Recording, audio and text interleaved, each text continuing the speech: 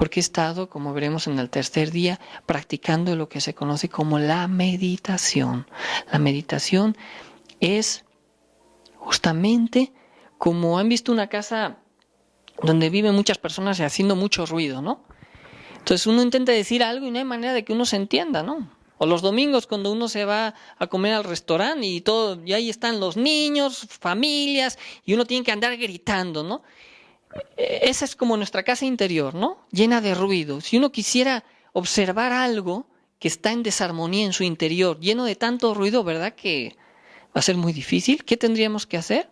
O sea, acallar a todo el mundo, o sea, nuestra casa interior, que quede calmada, y entonces yo ver en qué parte de mí mismo hay un desequilibrio. Esto es algo importante que tenemos que lograr a través, resolver los problemas, a través del control de sí mismo y a través de lo que sería la meditación y un estado interior apropiado. Esto es lo que vamos a ir aprendiendo en el transcurso de los 3 días y seguramente los siguientes. Bien, cuando hablábamos de los 5 centros y cuando hablábamos de lo que son las emociones, el centro intelectual, etcétera, etcétera, ustedes observarán que la mente a veces la podemos medio controlar, ¿no? Nuestros instintos, el cuerpo, ahí vamos, ¿no? Como que más o menos se pueden controlar. Pero ¿no se han dado cuenta que lo más difícil de controlar son, qué me dirían ustedes? Las emociones que luego se traducen en muchas otras cosas. Podemos controlar muchas cosas, pero las emociones, porque cuando ya estallo, es porque las emociones dicen, ahora sí que hasta aquí llegué, y decimos, lo siento mucho, hasta aquí llegué, decimos. Las emociones nos traen por la calle de la amargura. ¿Quieren saber cómo controlar las emociones? Me decían, no, va a volver a decir lo mismo de antes. No, ahorita se la mejoro un poquito. ¿Saben lo que hacen en la India? Para ponerles un ejemplo. Cuando un elefante está loco, porque una emoción descontrolada es como un elefante loco. Ustedes han visto a veces en la televisión, se ha visto, ¿no? Un elefante, cuando sale fuera de su lugar, destruye. Una emoción, cuando estamos mal de las emociones, ¿qué hacemos? Hacemos mucho daño a las personas que nos rodean. Claro, no sabemos. Somos como el elefante loco. El elefante loco no sabe qué hacer. Bueno, en la India lo que hacen, al elefante loco le ponen 2 elefantes, uno a cada lado, cuerdo, y le atan en la pata para que así empiece a caminar y se empiece a dirigir. ¿Cuáles son esos 2 elefantes? Serían los cuerdos, sería la mente y el centro motor.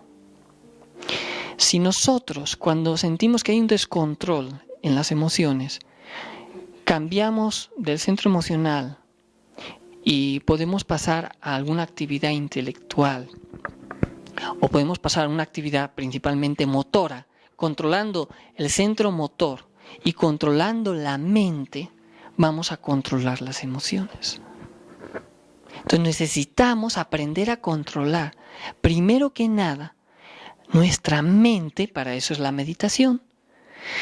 Y el centro motor, hay ciertas prácticas, incluso dentro de la gnosis, dentro de los estudios que damos de la macería, prácticas, runas, que nos ayudarían a equilibrar nuestro centro motor y obviamente con la transmutación de las energías, equilibramos las emociones para que no ocasionen un desbarajuste total en nuestra vida. Entonces, controlando mente, aprendiendo a controlar el centro motor y el centro de la intelectual, podremos controlar las emociones descontroladas. Porque observen, cuando se descontrola la emoción, puede darse el caso que ya cuando es muy fuerte descontrola todos los centros. Entonces, antes de que lleguemos a ese extremo, hay que cambiar inmediatamente. Es como una disciplina. Nosotros sabemos que esto no es fácil. Claro, si fuera fácil, todo el mundo ya lo habría hecho. Pero claro, esto significa, como decíamos al principio de la clase, aprendemos a las buenas o a las malas. A las malas, ¿cómo sería? Cuando ya tronamos emocionalmente y ya hicimos un desbarajuste y hundimos medio mundo, nos viene el famoso, si todavía tenemos un poquito de conciencia, arrepentimiento. Porque si ya no tuviéramos ni arrepentimiento, seríamos desalmados, seríamos personas que matamos a alguien, me da igual, ¿no? Cuando todavía tenemos un poquito de conciencia, después de pasar nuestras crisis, decimos, ay, Dios mío, ¿qué hice?, ¿no? Nos sentimos mal con nosotros mismos, vienen nuestras crisis emocionales, ya no sé quién soy, ya no sé qué hago de mi vida, qué puedo hacer, etcétera, etcétera. Entonces, ¿saben qué nos pasa? Buscamos remedio en el mundo que todavía no habíamos explicado, de los sentidos, de los 5 sentidos. Buscamos no a la conciencia, buscamos apalear nuestros males emocionales, ya sea a través de distracciones, fiestas, el alcohol, el cigarro o en el peor de los casos, las drogas. Pero ¿saben qué pasa? Es como una botella que le echas agua, pero está agujereada y nunca se llena. Nunca es suficiente. Nunca es suficiente. Es como las drogas. Empieza uno con unas droguitas chiquitas, que esto, que lo otro, y luego va a las más hasta el final, hasta que lo terminan a uno destruyendo. Las emociones nos terminan destruyendo. Y como nosotros somos personas que en la vida nos han dicho que la personalidad es lo principal, nadie nos dijo que hay que buscar a la conciencia dentro de nosotros, pues buscamos satisfacer a través de nuestros 5 sentidos nuestras sensaciones para olvidar, calmar nuestras, vamos a decirlo así, deficiencias interiores. Es decir, no curamos las deficiencias y nos llenamos de más problemas. Más y más y más problemas.